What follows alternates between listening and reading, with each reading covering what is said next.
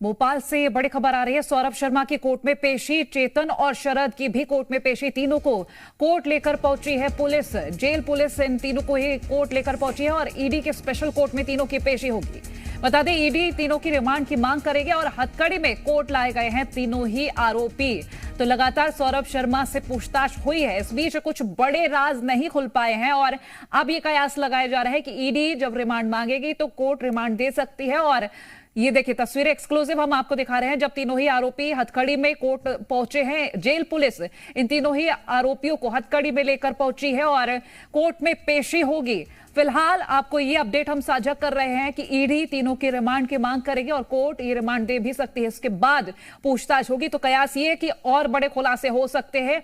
और एक बड़ा सवाल ये कि जो गाड़ी में सोना और कैश मिला था वो आखिर किसका था, क्योंकि सौरभ शर्मा ने कहा कि वो सोना और कैश उसका नहीं था। ये भी एक बड़ा सवाल। और लाल डायरी को लेकर भी कई सारे सवाल जो कि अभी सिर्फ सवालों में ही है, जवाब नहीं मिल पाए हैं। फिलहाल तो ये अपडेट हम साझा कर रहे हैं आपसे।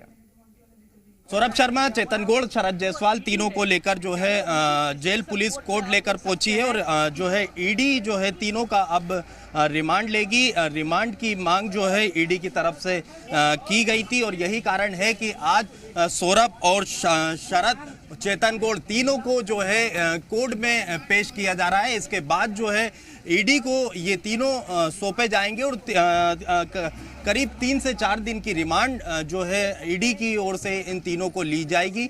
पहले 7 दिनों तक लोक आयुक्त की टीम ने इन तीनों का रिमांड लिया था। उसके बाद जो है न्यायिक हिरासत में इन तीनों को भेजा गया था। उसके बाद से जो है ये न्यायिक हिरासत में थे और तीनों से जो है ईडी जेल में जाकर पूछताछ कर रही थी। ये तस्वीरें देखेंगे कि तीनों को जो है कोर्ट लाया गया है और यहाँ इसके बाद जो है ईडी के सुपुर्द ये तीनों किए जाएंगे, क्योंकि कई तरह के सवाल अभी भी बने हुए हैं। आखिर जो मेंडोरी के जंगल से जिस कार से 52 किलो सोना और 10 करोड़ रुपए कैश मिले थे, आखिर वो कार किसकी थी? जो ईडी की छापेमारी के दौरान बेनामी संपत्ति के दस्तावेज जो मिले थे और जो संपत्ति मिली थी वो किसकी है? कई तरह के सवाल है, वो अभी भी बने हुए हैं और यही कारण है कि अब ईडी तीनों की रिमांड लेगी।